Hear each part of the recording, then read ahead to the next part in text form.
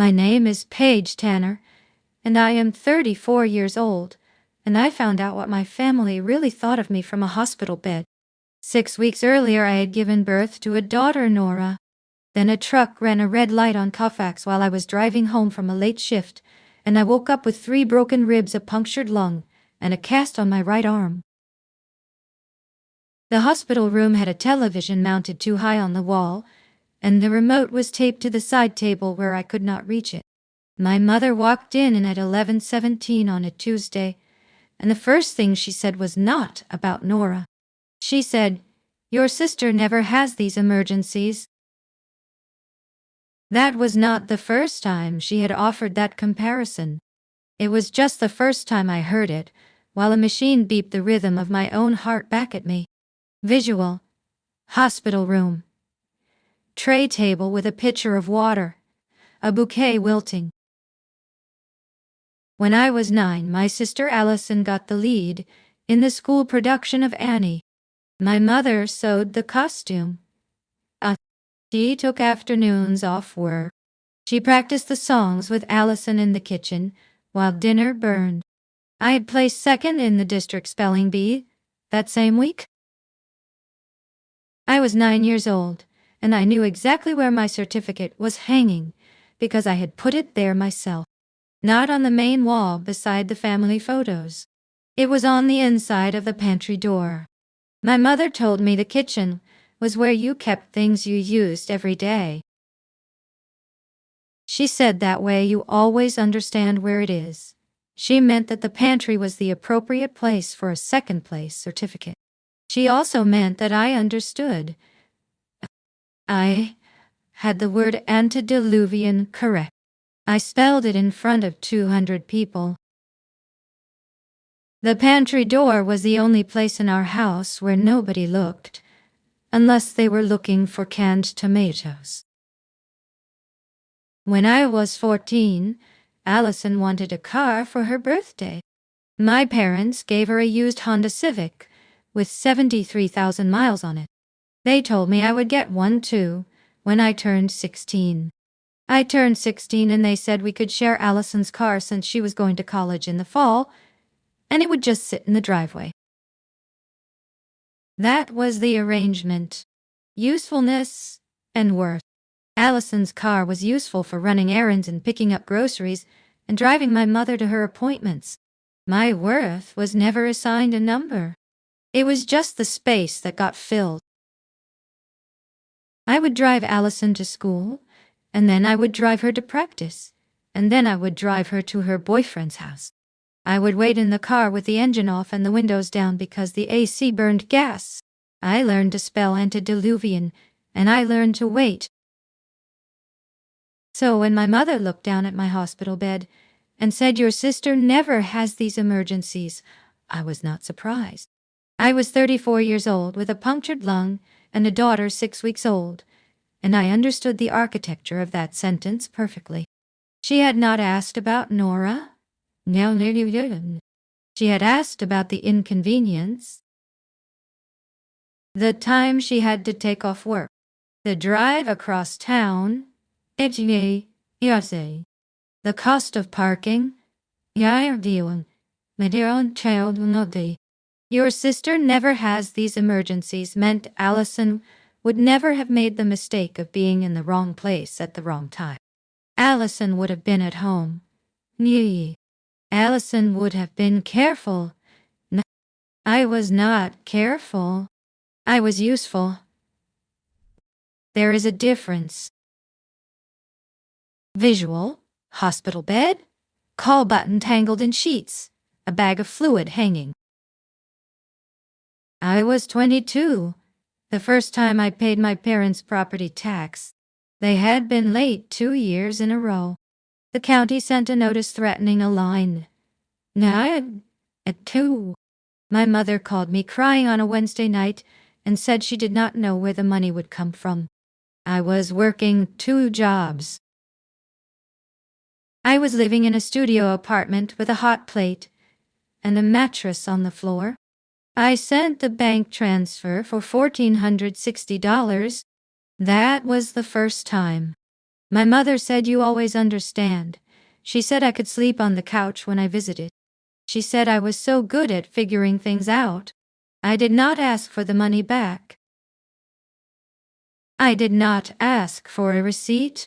I just kept working.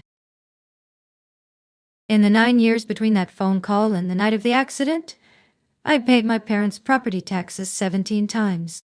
I gave them cash for their anniversary trip to Florida. I covered the deductible when a branch fell on their roof. I signed as a co-guarantor for a credit card my mother opened to pay for Allison's wedding dress. I did these things because I was the one who understood. I was the one who balanced the budget. I was the one who stayed on hold with the insurance company. I was the one who found the contractor who would do the roof repair for $800 less than the first quote. Allison was not useless. She was just not useful. Not in that particular way. My mother said you always understand every single time. That exact phrase. She said it the way other people say thank you. It was the payment I received for 9 years of invisible labor. The hidden ledger was not hidden from me. It was hidden from everyone else. I had been the one making sure the taxes got paid and the credit card got cleared, and the cabin in the mountains did not get foreclosed on. That cabin was in my father's name. He had inherited it from his uncle. But I was the one who logged into the county website every September 1st and submitted the payment. My mother did not know the password. My father did not know the balance. They thought the taxes were automatically deducted. They thought the insurance was bundled with their homeowner's policy. They had not read the fine print in 3 years. Visual, laptop open on a desk, county tax portal, payment confirmation screen. I found the mechanism by accident on a Sunday afternoon, 3 months before Nora was born. I was 33 and I was sitting in my father's study while he was at golf and my mother was at brunch. I had come over to help clean out the basement. I found a folder with the cabin papers. Inside was the original title transfer from 1998. It had a clause I had never read because I had never needed to read it. The cabin was held in joint tenancy with rights of survivorship. That was standard. But there was an addendum from the original attorney. That said if the property taxes went unpaid for 2 consecutive cycles, the joint tenancy would revert and the title would transfer to the person who had paid the taxes for the preceding 3 years. It was a protection mechanism. The lawyer had written it in to prevent a co-owner from letting the property lapse and dragging the other owners into tax delinquency. It was a small, boring thing written in legal language that nobody in my family had ever read. I read it 3 times. I folded the paper and put it back in the folder. Didn't I knew you? See so? I had paid the taxes for 9 years. I had the bank records. I had the confirmation emails. I had the receipts that my mother had never asked for. The clause was still active.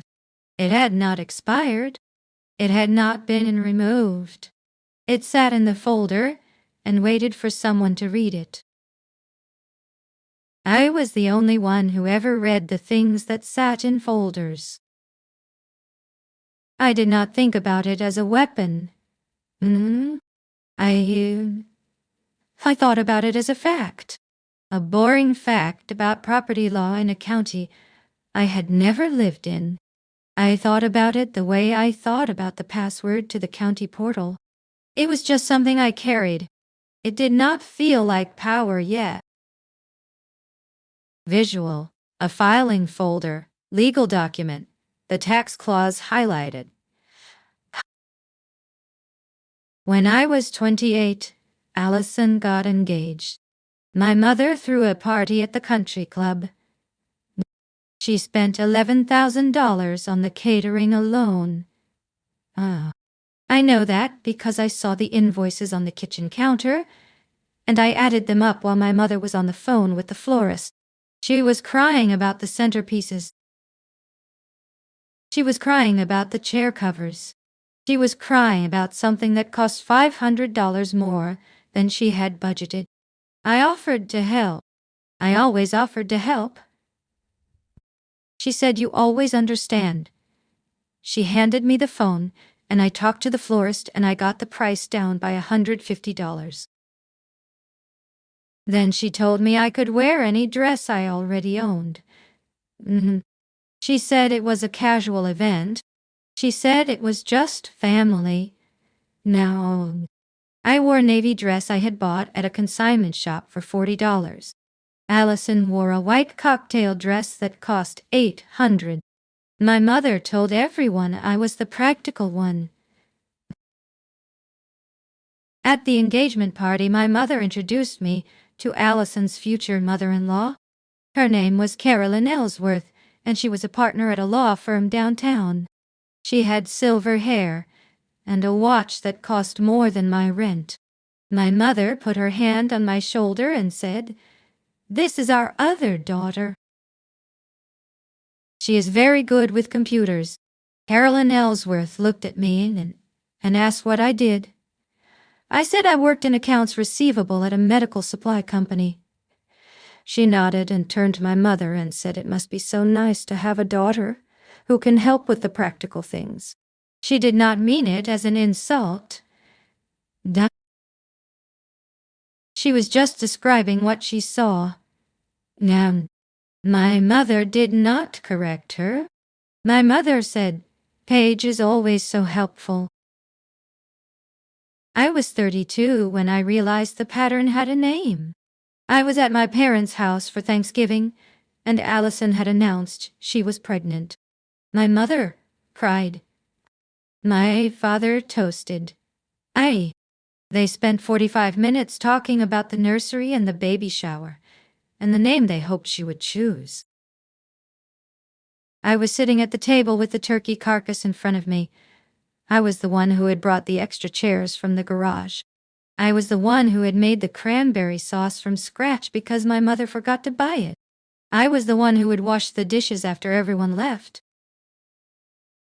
My mother turned to me and said, "Paige, you will help with a baby shower, won't you?" She did not phrase it as a question. She said, "You always understand these things." It was the 9th time I could remember her using that exact line. There had been more. I had stopped counting by then, but I remembered that one because Allison laughed. She said, "Paige is our event planner." She said it like a joke. I understood. Oh. Visual. Thanksgiving table. Dishes pushed aside. A half-empty wine glass. The second incident that established the pattern came when I was 24. I had saved $1,500 from a bonus at work. I and my mother, I was going to use it to put a deposit on a new apartment. My current apartment had mold in the bathroom, and the landlord would not fix it. My mother said I should use the money to pay for Allison's photography class instead. Allison wanted to be a wedding photographer. She needed a camera. She needed lenses. She needed a $2,000 course at the community college. My mother said Allison would pay me back. I gave my mother the $1,500 in cash on a Tuesday. Allison never paid me back. My mother said, "You always understand." She said Allison would remember it when she was successful. I moved to a different apartment with mold in the kitchen instead. Those two incidents were the house rules. Allison got the car. I got the pantry door. Allison got the photography class. I got the mold. My usefulness was acknowledged loudly and publicly. Thank you. My worth was something nobody ever assigned a number to. I met Daniel when I was 29. He was a paramedic. He worked nights. He had seen worse things than a punctured lung, and he was not afraid of a hospital room. He was the first person who ever asked me what I needed, instead of what I could do. When I told him about the property taxes, he said, "Why do you keep paying them?" I said, "Because nobody else would." He said, "That is not an answer." He was right. It was not an answer. It was just the script I had been handed. I kept paying the taxes because I had always paid the taxes. I kept being useful because useful was the only category they had for me. Nora was born on a Wednesday at 4:12 in the afternoon. She had Daniel's nose and my mother's chin. My mother visited the hospital for 47 minutes. She held Nora and she said she was beautiful, and then she said, "You are going to be so good at this, Paige. You always understand what people need." She said it while Daniel was in the hallway getting coffee. She said it while the nurse was adjusting the fetal monitor. She said it like she was giving me a gift. I held Nora, and I did not answer. I just looked at her tiny hands and thought about the fact that she would never have to be useful to earn my love. She would just need to exist. Visual. A hospital bassinet. A newborn's hand curled. 6 weeks later, the truck ran the red light. I remember the sound of the impact. I remember the glass. I do not remember losing consciousness.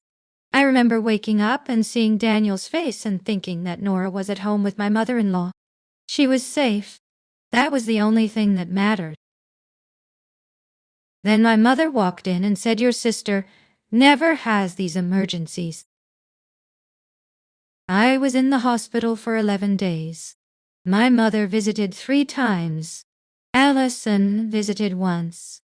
Allison brought flowers, and she said she was sorry, and she said she would come back, but she had a nail appointment. I did not cry when she left. Daniel stayed every night. He slept in the chair beside my bed. My mother told him he should go home and get some rest. He said, "No. May I not, do you?" Whoa. My mother said, "You always understand Paige. You don't mind."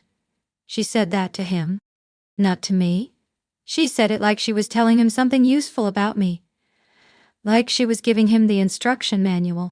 He looked at her and he said, "She does mind." No. She just doesn't say it. My mother opened her mouth and closed it again. She was not used to being corrected. That was the first time I realized my mother's phrase did not mean what she thought it meant. It was not a compliment. It was not a reflection of my patience. It was a lever she used to move me into the position she needed. And the lever only worked because I held still.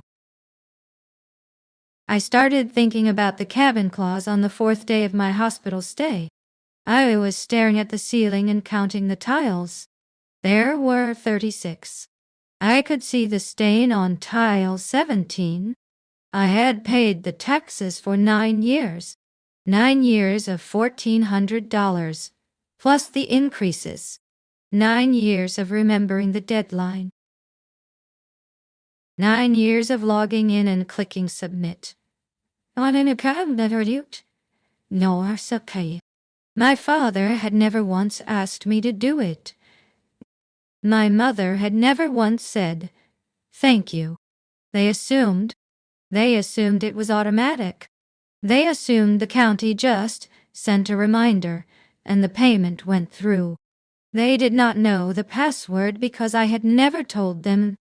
The password was Allison's birthday. I did not choose it. I just could not change it because my mother thought I had chosen it, and she would have been offended if I changed it to something else. The password was Allison's birthday, and the account was in my father's name, and the title was tied to the tax payments, and I had 9 years of receipt. I did not decide anything yet. I just thought about it. The way you think about a splinter, you know you will have to remove eventually. You leave it there for a while because it does not hurt that much, but you know it is there. Visual: hospital ceiling tile, a water stain. When I got out of the hospital, I went to my parents' house for dinner. My mother insisted. Nine. She said it would be good for me. She said she would cook. Daniel drove me. I was still using a cane. My right arm was in a cast from the wrist to the elbow. My ribs ached every time I breathed. I sat down at the dining table and my mother brought out a casserole that she had clearly bought from the grocery store. She did not cook. She never cooked, but she had put it in a dish and that counted in her mind. No, Allison was there with her husband. They sat on the other side of the table. My father was at the head. He talked about golf. He talked about the stock market. He talked about how hard it was to find good help for the yard. Nobody asked me about my lung. Nobody asked me if I was sleeping. Nobody asked me if Nora was adjusting to having her mother home. My mother said, "Paige, you will help with the taxes again this year, won't you?" She said it while passing me the casserole. You always understand that stuff. That was the second iteration of the phrase in the context of the story I was telling myself. She did not know I had been thinking about the clause. She did not know I had 9 years of receipts. She did not know I had read the original title transfer. She just saw me as the person who logged in and clicked submit. And she was right. I was that person. I was the only one who ever had been. Visual: a dining table, a casserole dish, a casted arm resting beside a plate. I said, yes. I said, I would help. I said it the way I always said it. My mother smiled and turned back to Allison and asked about her new job. Allison had started working at a real estate agency. She was doing marketing. She did not know how to use the software, but she said she would learn. My mother said, "Of course you will. You are so smart." Allison was smart. She was also 3 years older than me, and she had never paid a bill in her life. But smart was the word my mother used. I was helpful. Allison was smart. I said, not running to cocktail. That was how the world worked in my mother's kitchen.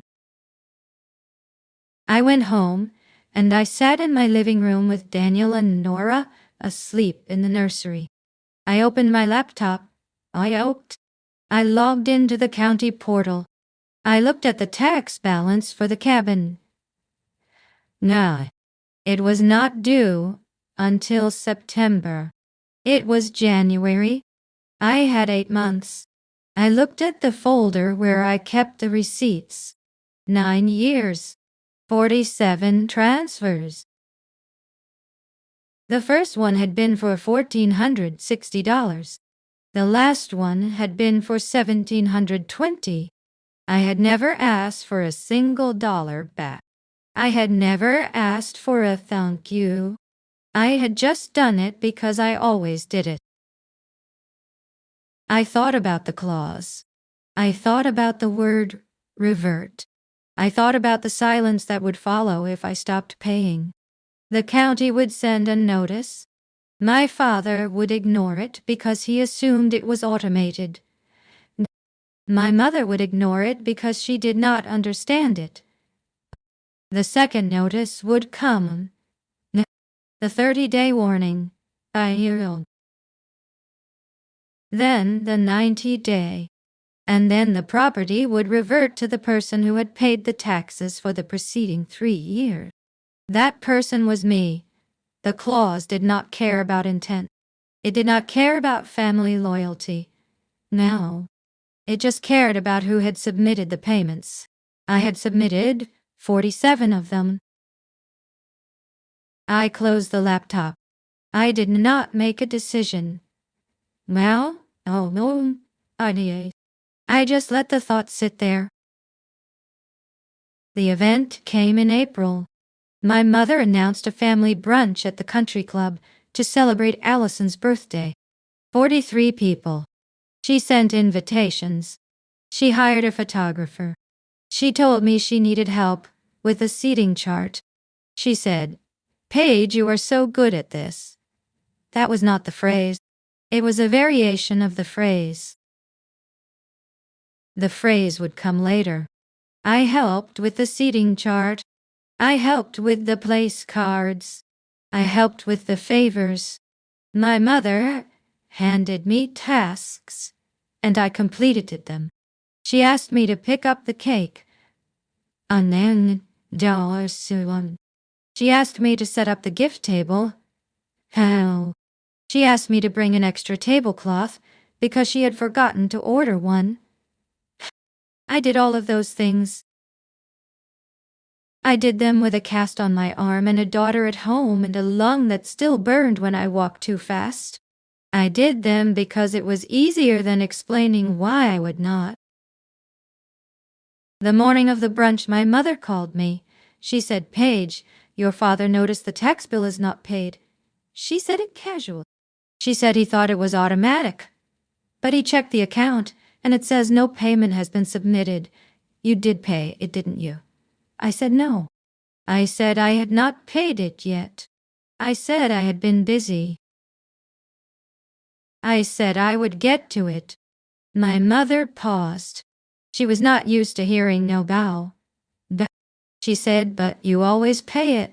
You always understand." That was the third iteration. She said it with a small laugh, like I was being silly, like I had forgotten something that was obviously my responsibility. She said, "Just do it when you get home. It's not a big deal." I said, "Okay." I hung up.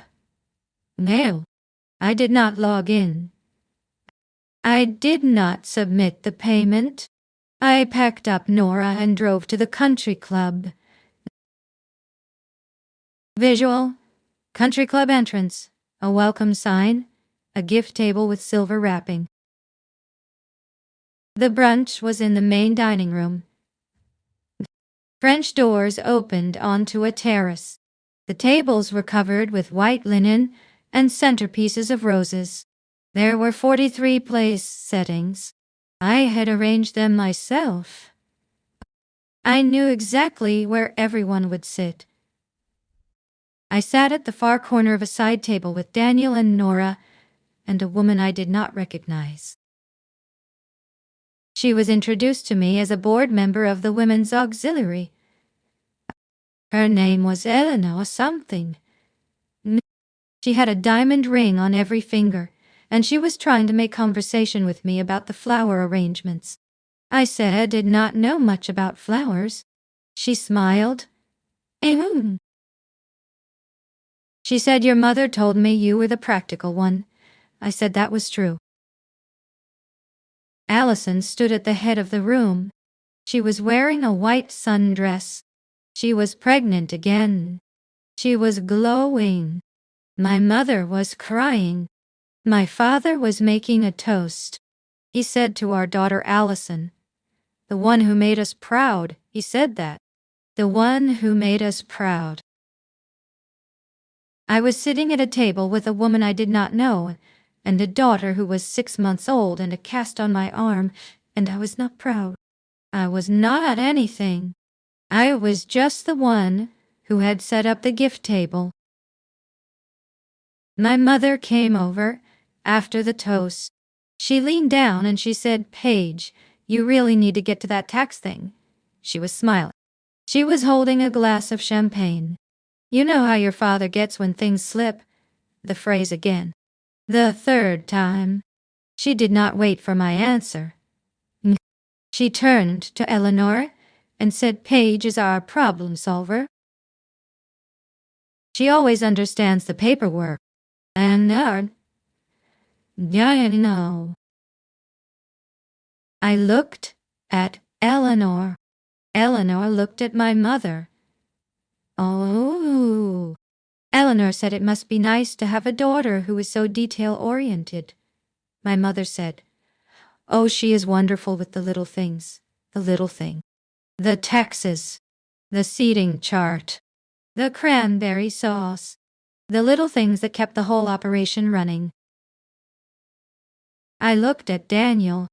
He had Nora on his lap. He was not smiling. He was watching me. He did not say anything. He did not need to. I turned to Eleanor and I said I have paid my parents' property taxes for 9 years. The cabin in the mountains. The one my father inherited from his uncle. I have been paying it since I was 22. Eleanor blinked. My mother's smile froze. I said I have receipts for every payment. 47 transfers. I have confirmation emails. I have bank statements. I have been the only person making those payments. I reached into my purse and pulled out a folder.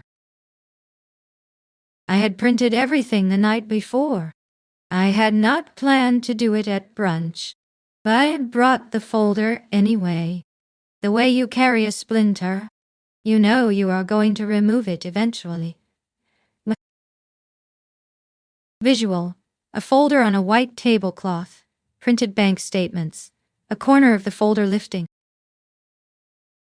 My mother said, "Paige, what are you talking about?" I said the cabin has a clause in the original title transfer. If the taxes go unpaid for 2 consecutive cycles, the property reverts to the person who has paid the taxes for the preceding 3 years. I have paid them for 9 years. The taxes are currently unpaid. They have been unpaid since September. That is 2 cycles. My mother's face was pale. She said, "You did not pay them." I said, "I did not pay them." She said, "But you always pay them." I said I always did. The 4th iteration, I said it flat, level. I always did. I do not anymore. No. Yay. Eleanor was watching me. She was a lawyer. I could see her counting the implications in her head. She said, "May I see the file?" I handed her the folder. She flipped through the receipts. She read the clause. She looked at my mother and she said, "Your daughter has a very strong claim to that property." My mother did not say anything.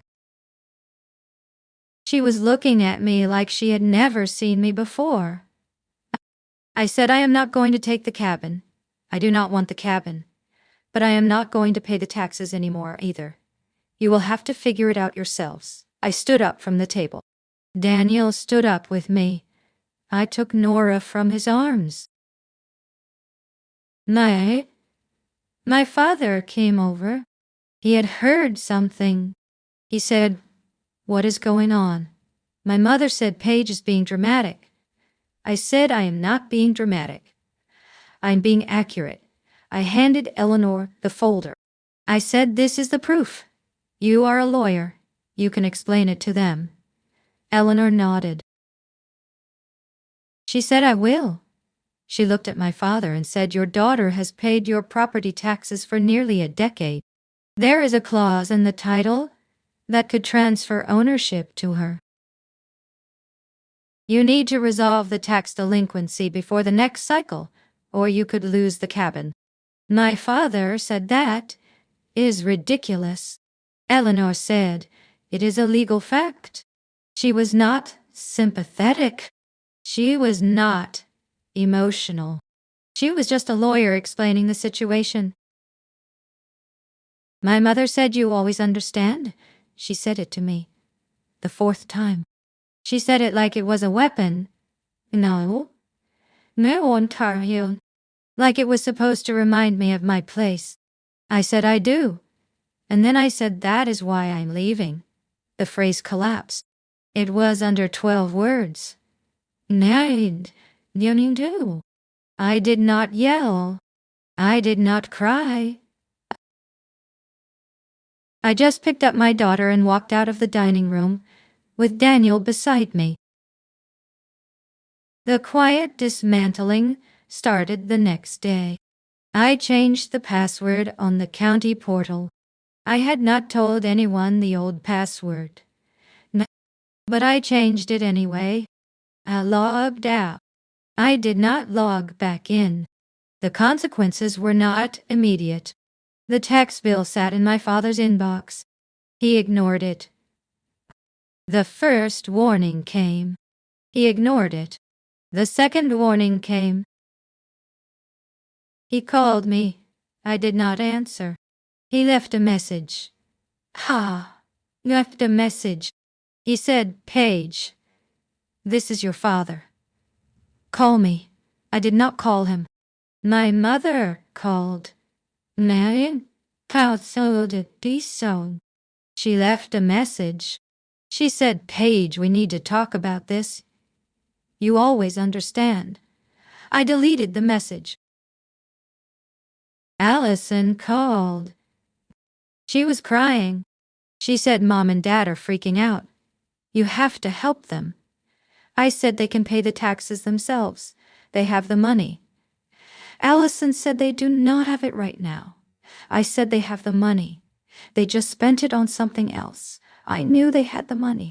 I had seen the credit card statements. I had seen the restaurant bills. I had seen the bank transfers to Allison's account. $290,000 over 9 years. I had not mentioned that at the brunch. I did not need to. The cabin clause was enough, but I had the spreadsheet open on my laptop at home. I had been keeping it for years. The exact amounts. The exact dates. The exact transfers that my mother had made to Allison while I was paying her property taxes. I did not send the spreadsheet to anyone. I just looked at it, the way you look at a splinter after you have removed it. Visual. Laptop screen. A spreadsheet. Rows of bank transfers. Red highlights. The cabin did not revert to me. My father figured it out at the last minute. He paid the taxes. He had to borrow from his retirement account. My mother was furious. She called me 6 times in one day. I answered the 7th call. I did not say hello. She said, how could you do this to us? I said I did not do anything. I just stopped doing something. She said you always understood. I said I still do. She said we need you. We have always needed you. I said you needed me to be useful. You did not need me to be your daughter. She did not answer. She could not answer, because I had finally named the thing that had no name. Oh. Daniel and I bought a small house on the other side of town. It had a garden. It had a front porch. It had a swing that Daniel installed for Nora. I paid the mortgage myself. It was a modest mortgage. I could afford it. I worked from home. I managed the accounts for a small medical practice. I did not make a lot of money, but I made enough. Enough to pay my own taxes. Enough to buy a table that was mine. Visual. A house on a quiet street. A porch swing. A garden. My mother sent me a card for my birthday. She wrote, "We miss you." She did not apologize. She did not ask for money. She just wrote the 3 words. I put the card in a drawer. I did not respond. Allison sent me a text message. She said I did not know about the taxes. I did not know you were paying them. I believed her. I did not answer. I did not need her to know. I just needed to stop. My father called once more. He said your mother is upset. I said I know. He said she wants you to come for Thanksgiving. I said I cannot. He said Paige. I said Dad. He paused. He said you always were the one who kept track of things. I did not say anything. He said we did not appreciate it. That was the closest he ever came to admitting what had happened. It was not an apology. It was just a recognition. I accepted it the way you accept a splinter that has been out for a long time. You do not hold it. You just let it sit in the trash. Today I sat on the porch while Daniel pushed Nora on the swing. She is 2 now. She has my mother's chin and my father's stubbornness. She has my patience and Daniel's kindness. No, she will never know what it is like to be useful before she is loved. I will make sure of that. The phone was beside me on the arm of the swing. It buzzed twice. I did not pick it up. I watched Nora laugh. I watched the sun go down behind the trees. I thought about the pantry door in my mother's house. I thought about the certificate I had hung there when I was 9. I thought about the word antediluvian. It meant before the flood. It meant old. It meant something that had survived. I am Paige Tanner. I am 34 years old. And you? And I finally understand.